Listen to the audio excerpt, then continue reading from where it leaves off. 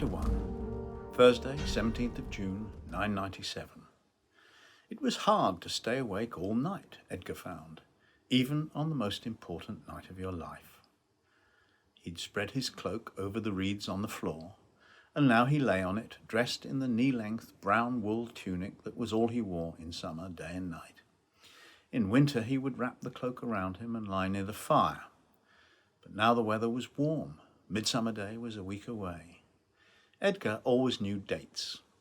Most people had to ask priests, who kept calendars. Edgar's elder brother, Erman, had once said to him, "How come you know when Easter is?" And he'd replied, "Because it's the first Sunday after the first full moon, after the 21st day of March, obviously." It had been a mistake to add "obviously," because Erman had punched him in the stomach for being sarcastic. That had been years ago when Edgar was small. He was grown now. He would be 18 3 days after midsummer. His brothers no longer punched him. He shook his head. Random thoughts sent him drifting off. He tried to make himself uncomfortable, lying on his fist to stay awake. He should have brought a stone to put under his head as a comfortless pillow, but then someone might have asked what he was up to. He wondered how much longer he had to wait. He turned his head and looked around by firelight. His home was like almost every other house in the town of Coombe.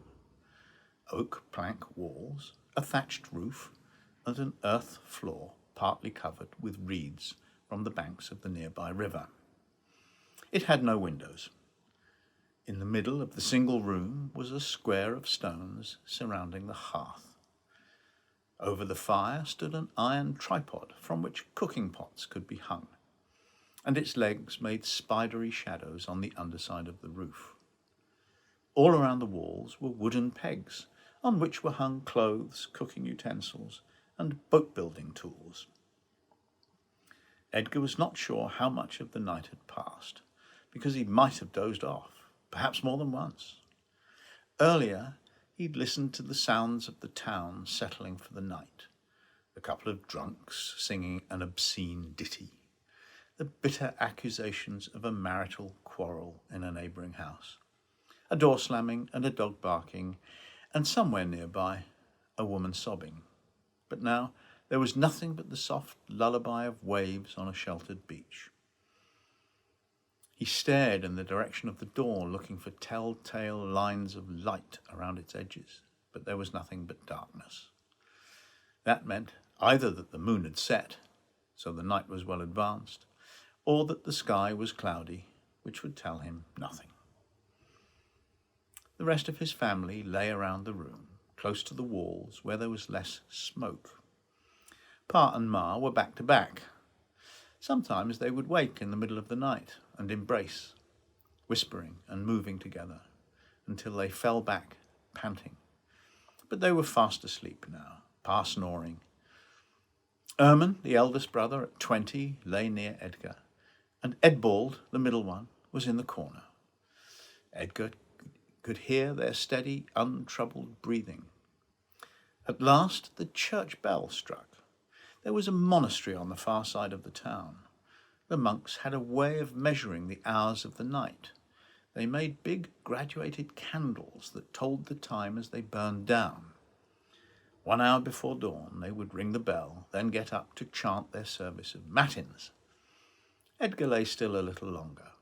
The bell might have disturbed Ma, who woke easily. He gave her time to sink back into deep slumber. Then at last he got to his feet. Silently he picked up his cloak, his shoes, and his belt, with the sheathed dagger attached. On bare feet he crossed the room, avoiding the furniture, a table, 2 stools, and a bench. The door opened silently. Edgar had greased the wooden hinges yesterday with a generous smear of sheep's tallow. If one of his family woke now and spoke to him, he would say he was going outside to piss, and hope they did not spot that he was carrying his shoes. Edbald grunted. Edgar froze. Had Edbald woken up or just made a noise in his sleep? Edgar could not tell. But Edbald was the passive one, always keen to avoid a fuss, like Pa. He would not make trouble. Edgar stepped out and closed the door behind him carefully. The moon had set, but the sky was clear and the beach was starlit. Between the house and the high tide mark was a boatyard. Pa was a boat builder, and his 3 sons worked with him. Pa was a good craftsman and a poor businessman, so Ma made all the money decisions, especially the difficult calculation of what price to ask for something as complicated as a boat or ship. If a customer tried to bargain down the price, Pa would be willing to give in, but Ma would make him stand firm. Edgar glanced at the yard as he laced his shoes and buckled his belt. There was only one vessel under construction, a small boat for rowing upriver. Beside it stood a large and valuable stockpile of timber, the trunks split into halves and quarters, ready to be shaped into the parts of a boat. About once a month, the whole family went into the forest and felled a mature oak. Pa and Edgar would begin, alternately swinging long-handled axes, cutting a precise wedge out of the trunk. Then they would rest while Erman and Edbald took over. When the tree came down, they would trim it, then float the wood downriver to Coombe. They had to pay, of course. The forest belonged to Wigelm, the thane to whom most people in Coombe paid their rent, and he demanded 12 silver pennies for each tree. As well as the timber pile, the yard contained a barrel of tar, a coil of rope, and a whetstone. All were guarded by a chained-up mastiff called Grendel, black with a grey muzzle, too old to do much harm to thieves, but still able to bark an alarm.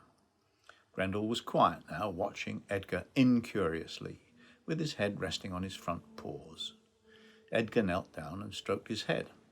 "Goodbye, old dog," he murmured, and Grendel wagged his tail without getting up. Also in the yard was one finished vessel, and Edgar thought of it as his own. He'd built it himself to an original design based on a Viking ship.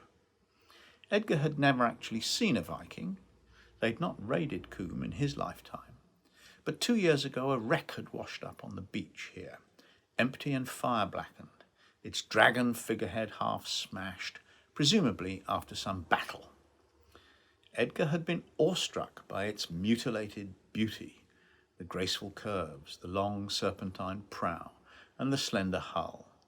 He'd been most impressed by the large out-jutting keel that ran the length of the ship, which, he'd realised after some thought, gave the stability that allowed the Vikings to cross the seas. Edgar's boat was a lesser version, with 2 oars and a small square sail. Edgar knew he had a talent. He was already a better boat builder than his elder brothers, and before long he'd overtake Pa. He had an intuitive sense of how forms fitted together to make a stable structure. Years ago he'd overheard Pa say to Ma, "Erman learns slowly and Edbald learns fast, but Edgar seems to understand before the words are out of my mouth." It was true. Some men could pick up a musical instrument they'd never played, a pipe or a lyre, and get a tune out of it after a few minutes. Edgar had such instincts about boats and houses too. He would say, "That boat will list to starboard," or "that roof will leak," and he was always right. Now he untied his boat and pushed it down the beach. The sound of the hull scraping on the sand was muffled by the shushing of the waves breaking on the shore. He was startled by a girlish giggle. In the starlight he saw a naked woman lying on the sand and a man on top of her. Edgar probably knew them, but their faces were not clearly visible, and he looked away quickly, not wanting to recognize them. He'd surprised them in an illicit tryst, he guessed. The woman seemed young, and perhaps the man was married. The clergy preached against such affairs, but people did not always follow the rules. Edgar ignored the couple and pushed his boat into the water. He glanced back at the house, feeling a pang of regret, wondering whether he would ever see it again. It was the only home he could remember. He knew, because he'd been told, that he'd been born in another town, Exeter, where his father had worked for a master boat builder. Then the family had moved while Edgar was still a baby and had set up home in Coombe, where Pa had started his own enterprise with one order for a rowboat. But Edgar could not remember any of that. This was the only home he knew, and he was leaving it for good. He was lucky to have found employment elsewhere. Business had slowed since the renewal of Viking attacks when Edgar was 9 years old.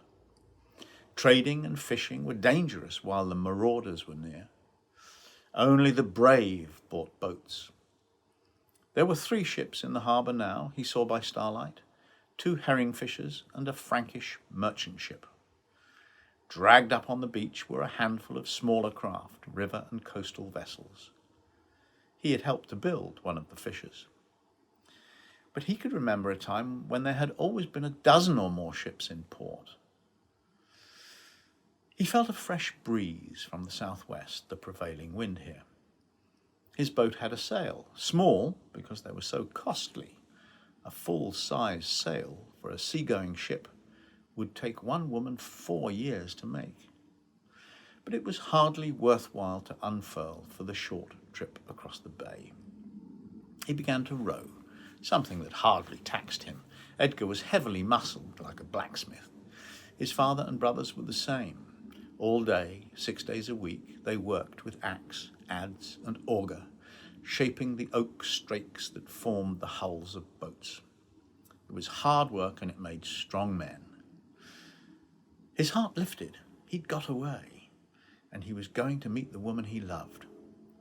The stars were brilliant, the beach glowed white, and when his oars broke the surface of the water, the curling foam was like the fall of her hair on her shoulders. Her name was Sungifu, which was usually shortened to Sonny, and she was exceptional in every way. He could see the premises along the seafront, most of them workplaces of fishermen and traders, the forge of a tinsmith who made rust-proof items for ships, the long yard in which a roper wove his lines, and the huge kiln of a tar maker who roasted pine logs to produce the sticky liquid with which boat builders waterproofed their vessels. The town always looked bigger from the water. It was home to a couple of thousand people, most making their living directly or indirectly from the sea.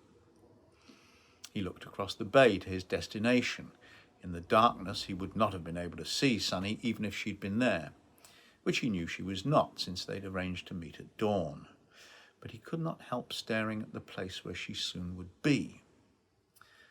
Sonny was 21, older than Edgar by more than 3 years. She'd caught his attention one day when he was sitting on the beach staring at the Viking wreck. He knew her by sight, of course. He knew everyone living in the small town, but he had not particularly noticed her before and did not recall anything about her family. "Were you washed up with the wreck?" she had said. "You were sitting so still I thought you were driftwood." She had to be imaginative, he saw right away, to say something like that off the top of her head. And he'd explained what fascinated him about the lines of the vessel, feeling that she would understand. They had talked for an hour, and he had fallen in love. Then she told him she was married. But it was already too late. Her husband, Cynric, was 30. She had been 14 when she married him. He had a small herd of milk cows, and Sonny managed the dairy. She was shrewd and made plenty of money for her husband. They had no children. Edgar had quickly learned that Sonny hated Cynric. Every night, after the evening milking, he went to an alehouse called the Sailors and got drunk. While he was there, Sonny could slip into the woods and meet Edgar. However, from now on, there would be no more hiding. Today, they would run away together, or, to be exact, sail away. Edgar had the offer of a job and a house in a fishing village 50 miles along the coast. It was a lucky break. Few boat builders were hiring, but this one was busy, and he'd seen Edgar's work and liked it. Edgar had no money. He never had money. Ma said he had no need of it. But his tools were in a locker built into the boat. They would start a new life. As soon as everyone realized they'd gone, Cynric would consider himself free to marry again. A wife who ran away with another man was in practice divorcing herself. The church might not like it, but that was the custom. Within a few weeks, Sonny said, Cynric would go into the countryside and find a desperately poor family with a pretty 14-year-old daughter. Edgar wondered why the man wanted a wife. He had little interest in sex, according to Sonny. He likes to have someone to push around, she'd said. My problem was that I grew old enough to despise him. Cynric would not come after them, even if he found out where they were, which was unlikely, at least for some time to come. And if we're wrong about that and Cynric finds us, I'll beat the shit out of him, Edgar had said. Sonny's expression had told him that she thought this was a foolish boast, and he knew she was right. Hastily, he'd added, but it probably won't come to that. He reached the far side of the bay, then beached the boat and roped it to a boulder. He could hear the chanting of the monks at their prayers. The monastery was nearby, and the home of Cynric and Sonny a few hundred yards beyond that. He sat on the sand, looking out at the dark sea and the night sky, thinking about her. Would she be able to slip away as easily as he had? What if Cynric woke up and prevented her leaving? There might be a fight. She could be beaten. He was suddenly tempted to change the plan, get up from the beach and go to her house and fetch her. He repressed the urge with an effort. She was better off on her own. Cynric would be in a drunken slumber, and Sonny would move like a cat. She'd planned to go to bed wearing around her neck the only item of jewellery, an intricately carved silver roundel hanging from a leather thong. In her belt pouch, she would have a useful needle and thread, and the embroidered linen headband she wore on special occasions. Like Edgar, she could be out of the house in a few silent seconds.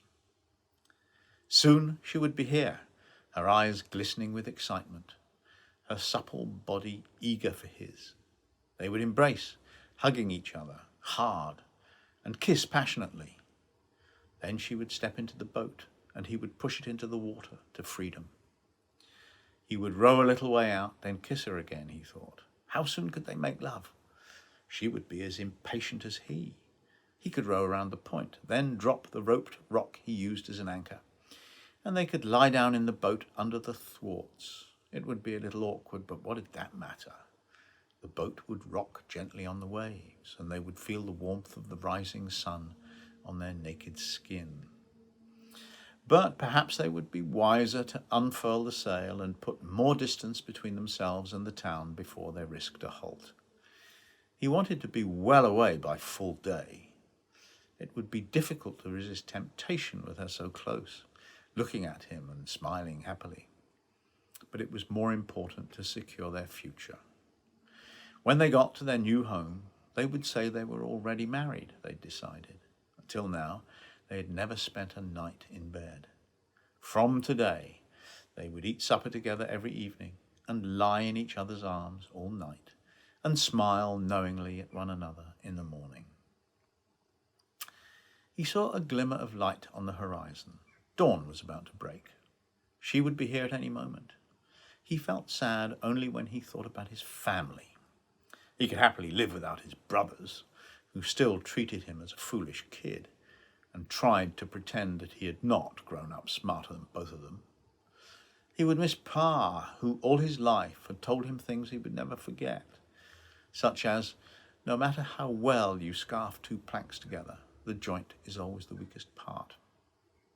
And the thought of leaving Ma brought tears to his eyes. She was a strong woman. When things went wrong, she did not waste time bemoaning her fate, but set about putting matters right. 3 years ago, Pa had fallen sick of a fever and almost died, and Ma had taken charge of the yard, telling the 3 boys what to do, collecting debts, making sure customers did not cancel orders, until Pa had recovered. She was a leader, and not just of the family. Pa was one of the 12 elders of Coombe, but it was Ma who led the townspeople in protest when Wigelm the Thane had tried to increase everyone's rents. The thought of leaving them all would be unbearable but for the joyous prospect of a future full of Sonny. In the faint light, Edgar saw something odd out on the water. He had good eyesight, and he was used to making out ships at a distance, distinguishing the shape of a hull from that of a high wave or a low cloud. But now he was not sure what he was looking at. He strained to hear any distant sound, but all he picked up was the noise of the waves on the beach right in front of him. After a few heartbeats, he seemed to see the head of a monster, and he suffered a chill of dread. Against the faint glow in the sky, he thought he saw pointed ears, great jaws, and a long neck. A moment later, he realized he was looking at something even worse than a monster. It was a Viking ship, with a dragon head at the tip of its long, curved prow. Another came into view, then a third, then a fourth. Their sails were taut with the quickening southwesterly breeze, and the light vessels were moving fast through the waves. Edgar sprang to his feet. The Vikings were thieves, rapists, and murderers. They attacked along the coast and up rivers. They set fire to towns, stole everything they could carry, and murdered everyone except young men and women whom they captured to sell as slaves. Edgar hesitated a moment longer. He could see 10 ships now. That meant at least 500 Vikings. Were these definitely Viking ships? Other builders had adopted their innovations and copied their designs, as Edgar himself had. But he could tell the difference. There was a coiled menace in the Scandinavian vessels that no imitators had achieved. Anyway, who else would be approaching in such numbers at dawn? No, there was no doubt hell was coming to Coombe. He had to warn Sonny. If he could get to her in time, they might yet escape. Guiltily, he realized his first thought had been of her rather than of his family. He must alert them too, but they were on the far side of the town. He would find Sonny first. He turned and ran along the beach, peering at the path ahead for half-hidden obstacles. After a minute, he stopped and looked out at the bay. He was horrified to see how fast the Vikings had moved. There were already blazing torches moving swiftly, some reflected in the moving sea, others evidently being carried across the sand. They were landing already, but they were silent. He could still hear the monks praying, all oblivious of their fate. He should warn them too, but he could not warn everyone. Or perhaps he could. Looking at the tower of the monks' church, silhouetted against the lightening sky, he saw a way to warn Sonny, his family, the monks, and the whole town. He swerved towards the monastery. A low fence loomed up out of the dark, and he leapt over it without slowing his pace. Landing on the far side, he stumbled, regained his balance, and ran on. He came to the church door and glanced back. The monastery was on a slight rise, and he could view the whole town and the bay. Hundreds of Vikings were splashing through the shallows onto the beach and into the town. He saw the crisp, summer-dry straw of a thatched roof burst into flames, then another and another. He knew all the houses in town and their owners, but in the dim light he could not figure out which was which, and he wondered grimly whether his own home was alight. He threw open the church door. The nave was lit by restless candlelight. The monks' chant became ragged as some of them saw him running to the base of the tower. He saw the dangling rope, seized it, and pulled down. To his dismay, the bell made no sound. One of the monks broke away from the group and strode towards him. The shaved top of his head was surrounded by white curls, and Edgar recognized Prior Ulfric. "Get out of here, you foolish boy," the prior said indignantly. Edgar could hardly trouble himself with explanations. "I have to ring the bell," he said frantically. "What's wrong with it?" The service had broken down, and all the monks were now watching. A second man approached, the Kitchener, Myrwin, a younger man, not as pompous as Ulfric. "What's going on, Edgar?" he said. "The Vikings are here," Edgar cried. He pulled again at the rope. He'd never before tried to ring a church bell, and its weight surprised him. "Oh no!" cried Prior Ulfric. His expression changed from censorious to scared. "God spare us!" Myrwin said, "Are you sure, Edgar?" "I saw them from the beach." Myrwin ran to the door and looked out. He came back white-faced. "It's true," he said. Ulfric screamed, "Run, everyone!" "Wait," said Myrwin. "Edgar, keep pulling the rope. It takes a few tugs to get going. Lift your feet and hang on. Everyone else, we have a few minutes before they get here. Pick something up before you run. First the reliquaries with the remains of the saints, then the jeweled ornaments and the books, and then run to the woods." Holding the rope, Edgar lifted his body off the floor, and a moment later he heard the boom of the great bell sound out.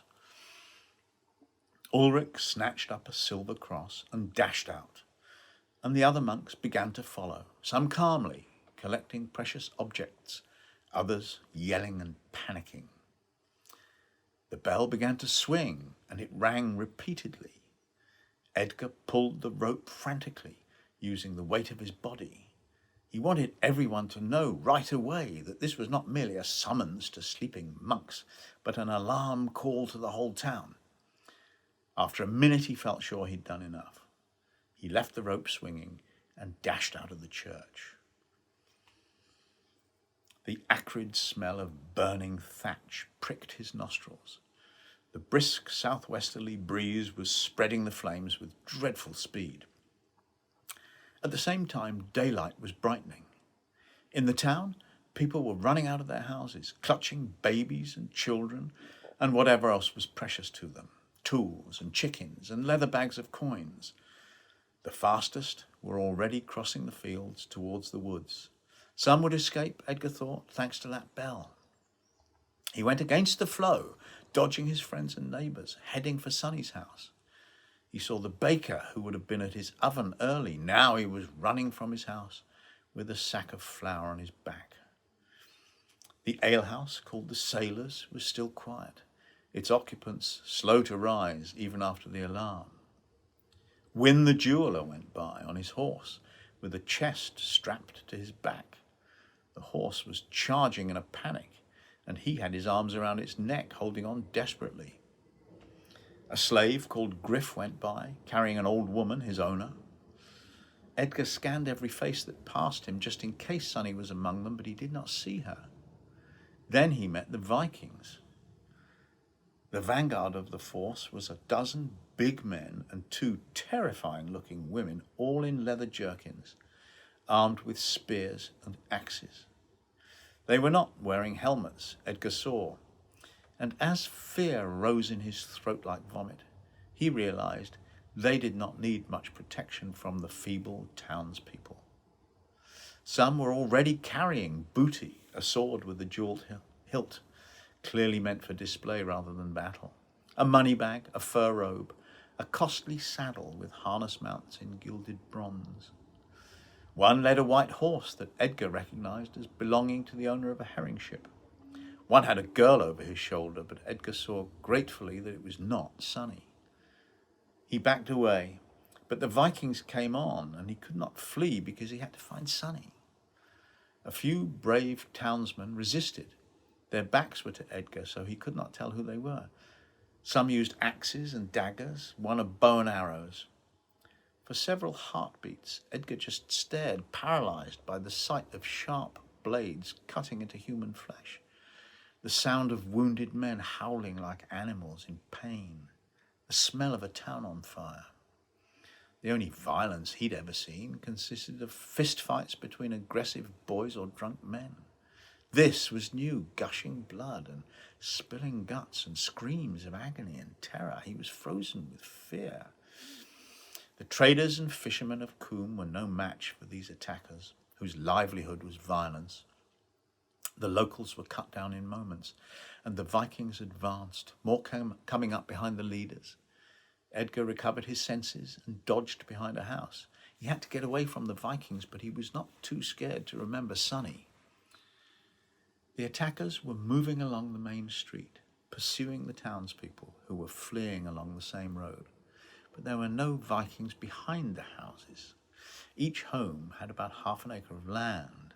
Most people had apple trees and a vegetable garden, and the wealthier ones a hen house or a pigsty. Edgar ran from one backyard to the next, making for Sonny's place. Sonny and Cynric lived in a house like any other, except for the dairy, a lean-to extension built of cob, a mixture of sand, stones, clay, and straw, with a roof of thin stone tiles, all meant to keep the place cool. The building stood on the edge of a small field where the cows were pastured. Edgar reached the house, flung open the door, and dashed in. He saw Cynric on the floor, a short, heavy man with black hair. The rushes around him were soaked with blood, and he lay perfectly still. A gaping wound between his neck and shoulder was no longer bleeding, and Edgar had no doubt he was dead. Sonny's brown and white dog, Brindle, stood in the corner, trembling and panting, as dogs do when terrified. But where was she? At the back of the house was a doorway that led to the dairy. The door stood open, and as Edgar moved towards it, he heard Sonny cry out. He stepped into the dairy. He saw the back of a tall Viking with yellow hair.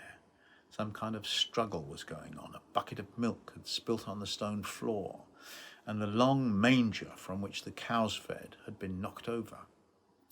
A split second later, Edgar saw that the Viking's opponent was Sonny. Her suntanned face was grim with rage, her mouth wide open, showing white teeth, her dark hair flying. The Viking had an axe in one hand, but was not using it. With the other hand, he was trying to wrestle Sonny to the ground, while she lashed out at him with a big kitchen knife. Clearly, he wanted to capture her rather than kill her, for a healthy young woman made a high-value slave. Neither of them saw Edgar. Before Edgar could move, Sonny caught the Viking across the face with a slash of her knife, and he roared with pain as blood spurted from his gashed cheek. Infuriated, he dropped the axe, grabbed her by both shoulders, and threw her to the ground. She fell heavily, and Edgar heard a sickening thud as her head hit the stone step on the threshold. To his dismay, she seemed to lose consciousness. The Viking dropped to one knee, reached into his jerkin, and drew out a length of leather cord, evidently intending to tie her up. With the slight turn of his head, he spotted Edgar. His face registered alarm, and he reached for his dropped weapon. But he was too late. Edgar snatched up the axe a split second before the Viking could get his hand on it. It was a weapon very like the tool Edgar used to fell trees. He grasped the shaft with a familiar two-handed grip. In the dim back of his mind, he noticed that handle and head were beautifully balanced. He stepped back, out of the Viking's reach. The man started to rise. Edgar swung the axe in a big circle. He took it back behind him, then lifted it over his head, and finally brought it down, fast and hard and accurately, in a perfect curve. The sharp blade landed precisely on top of the man's head. It sliced through hair, skin, and skull, and cut deep, spilling brains. To Edgar's horror, the Viking did not immediately fall dead, but seemed for a moment to be struggling to remain standing. Then the life went out of him like the light from a snuffed candle, and he fell to the ground in a bundle of slack limbs. Edgar dropped the axe and knelt beside Sonny. Her eyes were open and staring. He murmured her name. "Speak to me," he said. He took her hand and lifted her arm. It was limp. He kissed her mouth and realized there was no breath. He felt her heart just beneath the curve of the soft breast he adored. He kept his hand there, hoping desperately to feel a heartbeat, and he sobbed when he realized there was none. She was gone, and her heart would not beat again. He stared unbelievingly for a long moment. Then, with boundless tenderness, he touched her eyelids with his fingertips, gently, as if fearing to hurt her, and closed her eyes. Slowly he fell forward, until his head rested on her chest and his tears soaked into the brown wool of her homespun dress. A moment later he was filled with mad rage at the man who had taken her life. He jumped to his feet, seized the axe, and began to hack at the Viking's dead face, smashing the forehead, slicing the eyes, splitting the chin. The fit lasted only moments before he realized the gruesome hopelessness of what he was doing. When he stopped, he heard shouting outside in a language that was similar to the one he spoke, but not quite the same. That brought him back abruptly to the danger he was in. He might be about to die. I don't care, I'll die, he thought. But that mood lasted only seconds. If he met another Viking, his own head might be split, just like that of the man at his feet.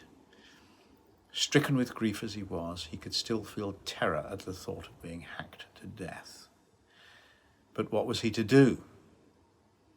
He was afraid of being found inside the dairy, with the corpse of his victim crying out for revenge. But if he went outside, he'd surely be captured and killed. He looked about him wildly. Where could he hide? His eye fell on the overturned manger, a crude wooden construction. Upside down, its trough looked big enough to conceal him. He lay on the stone floor and pulled it over him. As an afterthought, he lifted the edge, grabbed the axe, and pulled it under with him. Some light came through the cracks between the planks of the manger. He lay still and listened. The wood muffled sound somewhat, but he could hear a lot of shouting and screaming outside. He waited in fear. At any moment, a Viking could come in and be curious enough to look under the manger. If that happened, Edgar decided, he would try to kill the man instantly with the axe, but he would be at a serious disadvantage lying on the ground with his enemy standing over him. He heard a dog whine and understood that Brindle must be standing beside the inverted manger. "Go away," he hissed. The sound of his voice only encouraged the dog, and she whined louder. Edgar cursed, then lifted the edge of the trough, reached out, and pulled the dog in with him. Brindle lay down and went silent. Edgar waited, listening to the horrible sounds of slaughter and destruction. Brindle began to lick the Viking's brains off the blade of the axe.